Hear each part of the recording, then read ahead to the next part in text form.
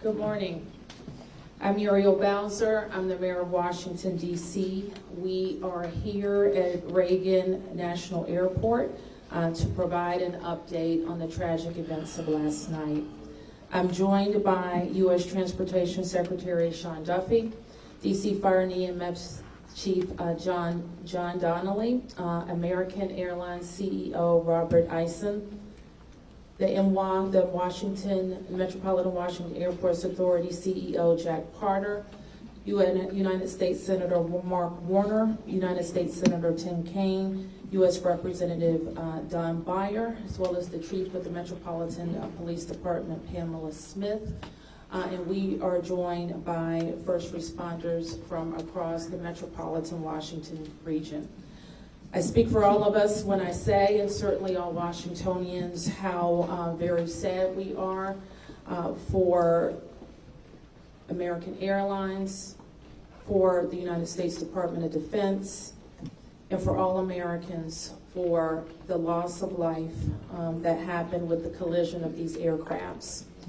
We know that includes families from across our region as well as in Kansas and across the country. This morning we all share in a profound sense of grief. I do want to thank the first responders who acted quickly last night, who ran towards danger, went into a very frigid river, and have worked throughout the night. Chief Donnelly reported in last night's briefing that we have a strong mutual aid agreement in our region, and those teams have worked together throughout the night in really tough and heartbreaking conditions, and we should all thank them for their heroic efforts. So we'll have several updates today. I'm first going to turn to the Secretary of Transportation, Sean Duffy, and then you will hear directly from Chief John Donnelly with a situational update. Thank you, Mayor. Again, Sean Duffy here, Secretary of Transportation. We wish we were gathering for different purposes today. I just want to let you know that the Department of Transportation, the FAA, along with the White House, President Trump, local, state, and federal partners, all working together on this incident in unison. I couldn't be prouder of this team that's been assembled, working tirelessly. Mayor, I want to thank you specifically for your work. A few details I'd like to give all of you, and some of you reported this, but last night, if you live in the DC area, you would know that this was a clear night last night.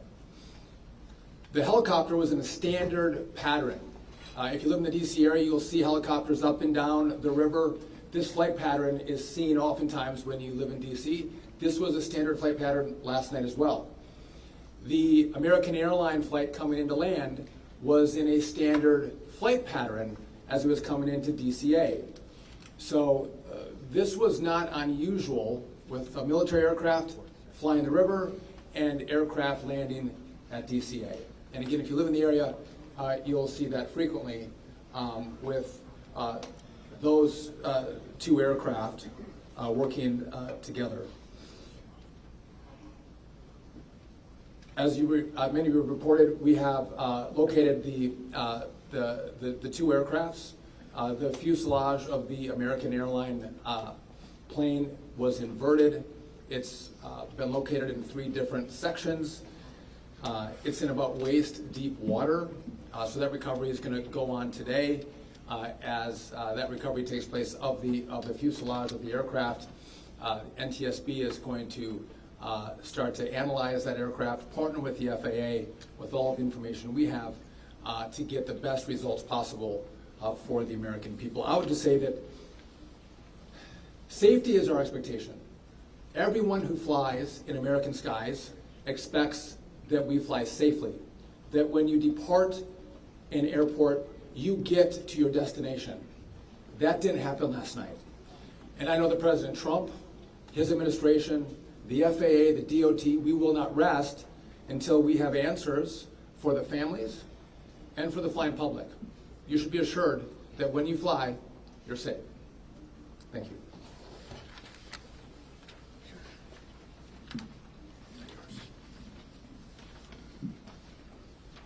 Thank you, Secretary. Thank you, Mayor. I'm joined today with Fire Chief Bonnet from the Metropolitan-Washington Airports Authority, and I'm John Donnelly, Chief of the District of Columbia Fire and EMS Department.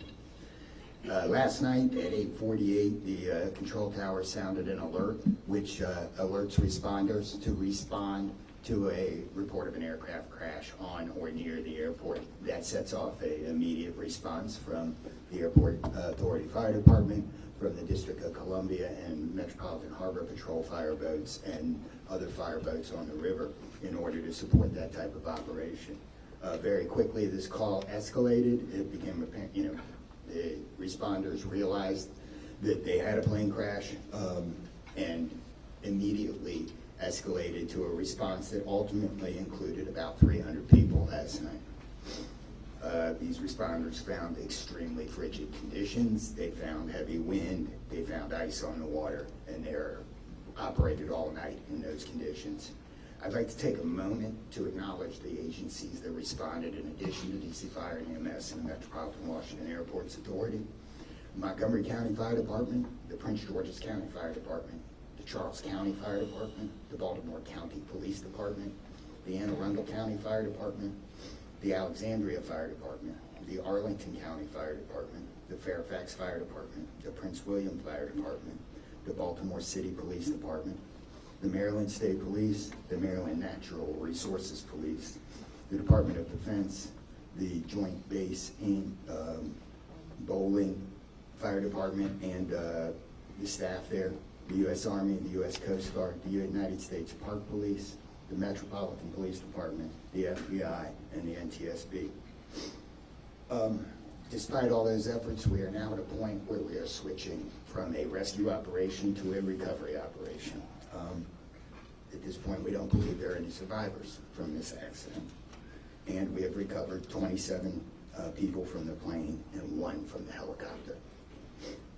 The District Office of the Medical Examiner has lead on reuniting these bodies and these people with their loved ones, and we will continue to work to find all the bodies and collect them and reunite them with their loved ones.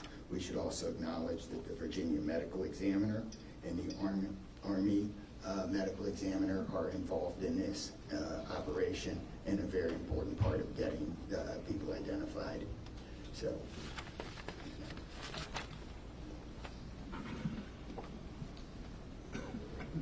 Our hearts are certainly with all of the crew in American Airlines, and we'll hear from CEO Isom. Thank you, Mayor. Good morning. I'm Robert Isom, the CEO of American Airlines. I want to express my sincere condolences for the accident that happened at DCA last night. We're absolutely heartbroken for the family and loved ones of the passengers and crew members, and also for those that were on the military aircraft. Our focus right now is doing everything that we can to support all of those involved and also the PSA Airlines team. This is devastating. We are all hurting incredibly. We urge any family and friends looking for information about their loved ones to call our designated helpline, and that's at 1-800-679-8215, 1-800-679-8215. Here's what I can share at this early stage. American Eagle Flight 5342, operated by PSA Airlines, traveling from Wichita, Kansas to Reagan National Airport, was involved in an accident just before 9 p.m. local time on final approach into Reagan National. It collided with a military aircraft on an otherwise normal approach. And at this time, we don't know why the military aircraft came into the path of the PSA aircraft. Flight 5342, a CRJ-700, was under the command of 4 crew members. They carried 60 passengers, as you know, for a total of 64 people on board. In addition to local resources already here in DC, American Airlines has activated our care team, and that's a group of specialists that are trained to support these types of responses. These team members are on site or arriving soon. And additionally, we have members of our GO team that are on ground here in DC, and they're being deployed with resources to do everything that we can to take care of the needs of the families and the loved ones of the passengers and crew members. And that is our sole focus. And we're so grateful for the first responders. They've been working through the night, courageous efforts. We're actively working with local, state, and federal authorities on emergency response efforts and closely coordinating with PSA Airlines as they cooperate fully with the NTSB on the investigation. I know that there are many questions. At this early stage, I just won't be able to answer many, but we'll provide additional information as it comes. Thank you. I want to introduce the Metropolitan Washington Airports Authority CEO, Jack Potter. The authority manages Reagan Washington National and Dulles International. Good morning and thank you, Mayor. First, let me begin by expressing our condolences for all the victims of this flight and for their families. There's a lot of grieving going on, and so we're very sympathetic to that. I want to echo what was said about the first responders. When there's a problem in this area, everybody drops everything and they rush to wherever the problem is. So I want to thank the chief, the entire team from Washington, D.C., but just as important, the list of folks that the chief described. The federal authorities have been here en masse, and so a lot of effort was brought to bear. Unfortunately, we weren't able to rescue anyone, but we are in the recovery mode right now. And I just want to, last night I expressed the fact that we hope to open at 11 o'clock today, and that is still the case. We're going to open the airport at 11 o'clock. And again, condolences to the families, and thanks to the many, many who are still out there working very, very hard to complete this recovery. Thank you, Mayor. I do want to acknowledge that the Virginia Transportation Secretary is here, in addition to the Alexandria Mayor, and I will like to ask members of the Virginia Congressional delegation to the podium next. U.S. Senator Mark Warner, followed by Tim Kaine and Representative Don Beyer. Thank you, Mayor. I want to join with everyone else and express my condolences for the victims. For folks who don't live in the DMV, we are made up of a lot of jurisdictions. Reagan Airport's in Virginia. Across the river we have Maryland, obviously the district, but as been indicated by the chief, when tragedy happens, all those distinctions between the various jurisdictions and our federal partners all disappear. And I want to again thank all the first responders. On a personal note, I'll just add that literally I now know I was coming back from the district from a dinner to my home in Old Town Alexandria. And while I did not see the collision, I wondered, I'd never seen this many red lights streaming towards the airport and across the river in Maryland at this time. My phone started blowing up and I realized that this accident had taken place. There'll be a time to figure out. I know NTSB will have a briefing later in the day. But to the victims, our condolences. To the first responders, our thanks. Sorrow, thanks, and questions. So sorrow, as all have expressed, to the crew, to the passengers, to the soldiers, to their families, to their friends, to their loved ones, to people who are still trying to get information and unsure whether their loved ones have been lost. We offer our profound condolences to them and our sorrow for this tragedy. Thanks, I'll echo, Mayor, what you began with. When you see a challenge like this and you see people from so many different agencies, local, state, federal, with different uniforms, different badges, but working in such a coordinated way, even in the midst of a tragedy, it does give you a sense of appreciation and pride in people's willingness to come to the danger and work together. And I You started to see that as a local official 30 years ago in Richmond, and definitely have seen it here. And then finally, questions. There are going to be a lot of questions, obviously, a lot of questions. And that's what the NTSB's job is to be an independent investigator of incidents like this. And they are here. We were in dialogue with them earlier today. They've been here since they got the alert, and they will be doing the work and playing lead in answering the many questions that we have. And that's as it should be. It's not a time to speculate. It's a time to investigate and get answers to the questions we need, and I have confidence that will be done. Thank you. Following up on the Senator, I think grief, thanks, and service, with millions and millions of Americans traveling every year, we are all grieving, knowing that it could have been our loved ones, it could have been us. And our hearts go out to all those who have lost folks. In a most partisan place also, I'm really thankful that Democrats and Republicans, people from all over, have come together to try to make sure that people are served. As a local representative, I want the families to know that our office is available to serve you in any way we possibly can through this time of grief and transition and loss. And then also just note that we're deeply grateful for the people who risked their lives last night on a moment's notice and spent the whole night on the river in the ice and the wind, serving us. And then finally, as Senator Kane, Senator Porter noted, after the NTSB investigation, we've got to make sure that at the federal level and with the support of Virginia, Maryland, D.C., we're doing everything we can to make sure this does not happen again.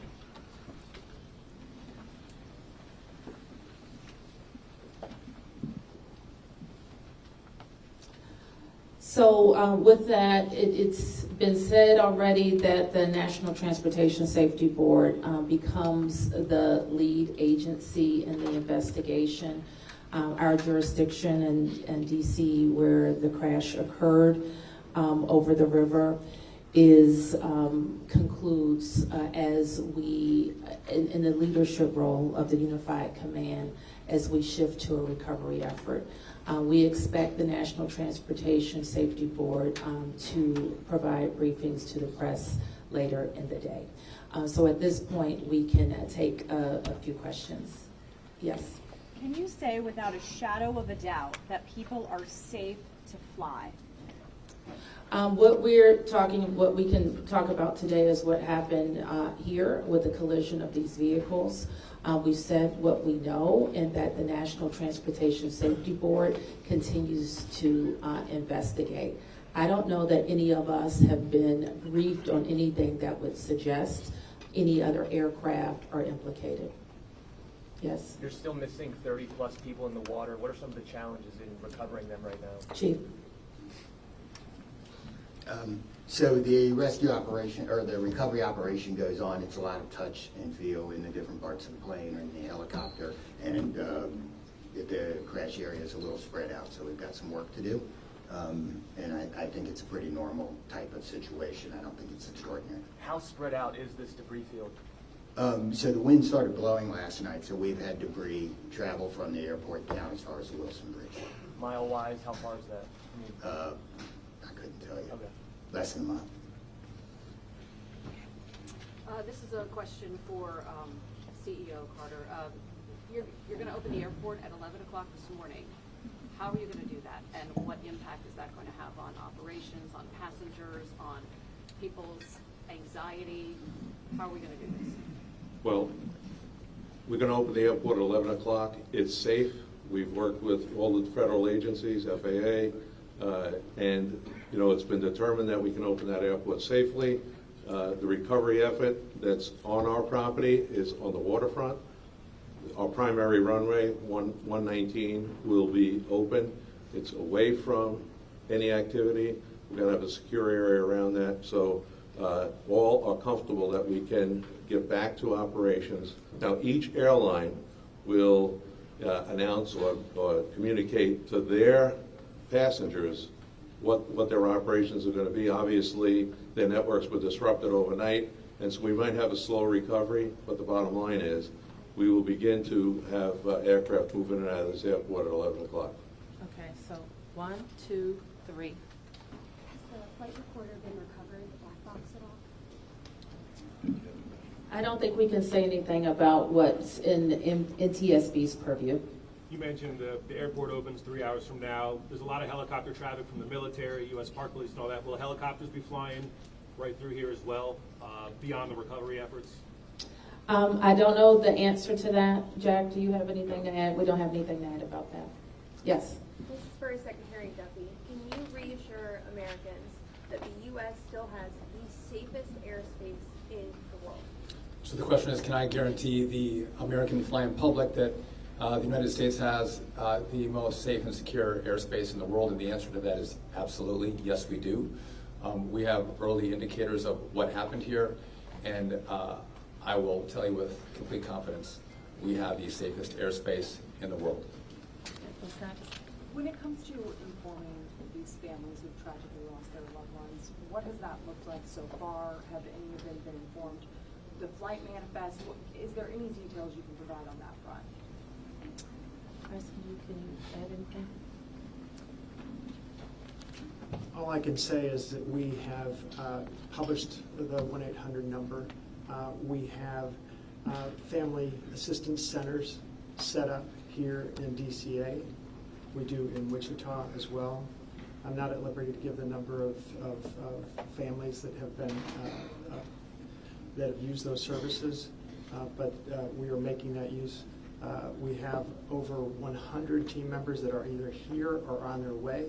They're specially trained to work with family members, handle travel arrangements, hotel arrangements, incidentals, to make sure that we're taking care of people in any way that they can. As you know, as our teams are hurting and suffering, as our passengers and their families need assistance, we're doing everything we can. I don't have any more information on that right now. Mayor, you're next. Chief Donnelly, can I ask you to describe the next phase of the investigation? How confident are you that you'll be able to recover all 67 of these bodies? And can you speak to some of the debris that's also being pulled out of the river? We understand there are some suitcases, some other things that have been pulled out from the river. And I would like to ask anyone here, perhaps the Transportation Secretary or Mr. Isom, if we know anything about these victims, age ranges, nationalities, anything of that nature. So the next phase of this operation is going to be led by the NTSB. All of us are working together, though, to search the area and find the victims. I'm confident that we will do that, and that will take us a little bit of time, though, and may involve some more equipment. As far as the things being collected, I don't have personal knowledge. I know that we have been collecting debris that you would expect to see from a plane. Okay. Anything about the victims? So the question is about the victims. The NTSB is going to lead that portion of the contact with the victims. I believe American is going to be involved with that as well, and so will the FAA and the Department of Transportation. Secretary Duffy, we're going to take some questions over here. 1, 2, 3, 4. Okay. First, Secretary Duffy, the flight path that the helicopter was on, is that a common flight path, and is it normal for helicopters to get clearance to cut across busy push paths? So I don't know if you all could hear the question. It's a question about the flight path of the helicopter. I don't want to go into too much detail about the information we have from the FAA, but obviously it is not standard to have aircraft collide. I want to be clear on that. But prior to the collision, the flight paths that were being flown from the military and from American, that was not unusual for what happens in the DC airspace. And as this investigation moves forward, we will be able to provide more information to you about the details of that statement. I wanted to follow up on that question regarding the flight path, because you said it's standard. So can you speak to the conversations with the air traffic control? Were there blind spots here? I don't know if they stand. So the question is, were there blind spots with air traffic control? I don't want to make statements about that. I don't lead into that answer. But again, I think whether it was air traffic control, whether it was military aircraft, helicopters, or the American flight, everything was standard in the lead up to the crash. Now, obviously, something happened here. You'll get more information and more details as this investigation moves forward. We'll learn what happened. But again, those who live in the DC area, we see military helicopters fly up and down the river. It's a standard path that they fly. They're used to aircraft landing at DCA, and there's a procedure in place because this happens every day. Something went wrong here. I look forward to the time and point when we can give you that information, but I don't want to comment on that right now. Senator Payne and Senator Warner, you all have been, very vocal about your concerns about busy runways here, air traffic. I know it's still early in the investigation. I'm just curious if any steps that you all plan to take to address that. We have raised this issue continuously. We've got very busy airspace. I think we will ask questions, but at the appropriate time. But we are in this period right now where families are still being notified. We're trying to figure out what happened. There'll be time for those discussions. Yeah, I just say the same thing. We've been pretty plain about our concerns, but it isn't a good time to speculate right now. We have faith that the NTSB will provide the answers about this. Okay, you look fourth here, and I'm going to take 3 in the middle, and then we're going to have to wrap 1, 2, 3 after this young man. Thank you, appreciate it. Chief, I know I can imagine it must be traumatic for your first responders to have to deal with this. How are they doing right now, and are you all going to be offering any services to help them as they process this? So thank you for the question. Our first responders are resilient people, but yes, this call will be hard for them. Our peer support teams are already engaged with the responders, and we'll be following up on that to make sure that they're okay. But I think the concern is real. Okay. Thank you, Ms. Mayor.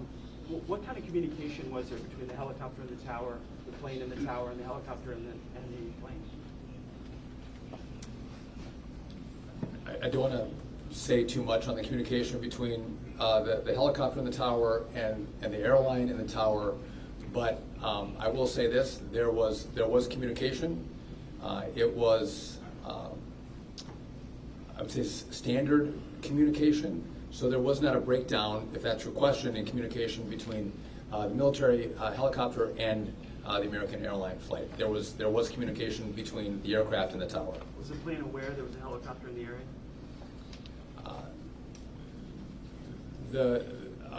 I would say the helicopter was aware that there was a plane in the area.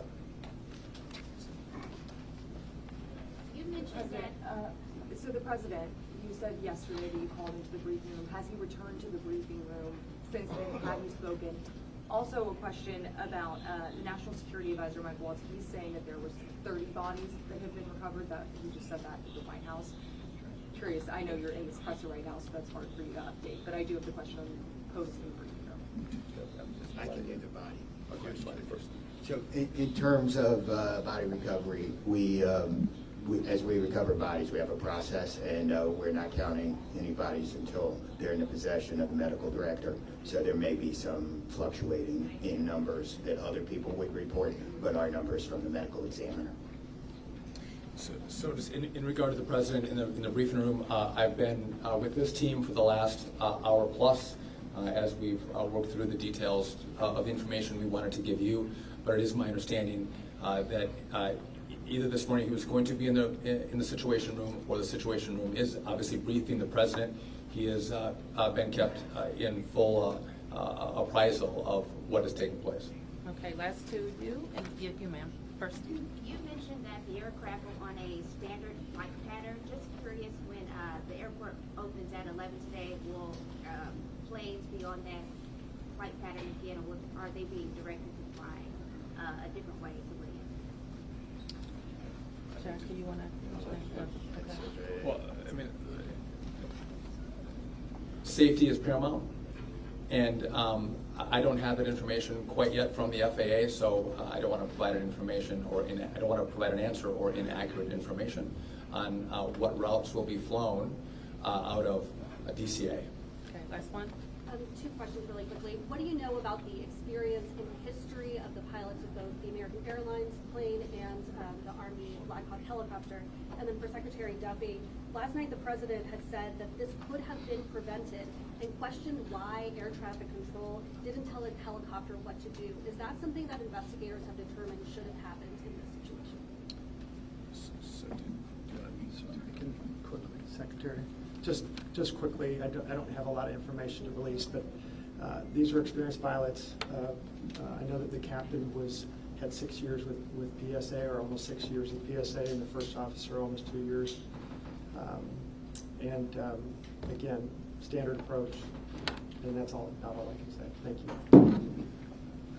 In regard to the military, I don't have information in regard to the experience of the military pilots. I would just note that this was classified as a training mission.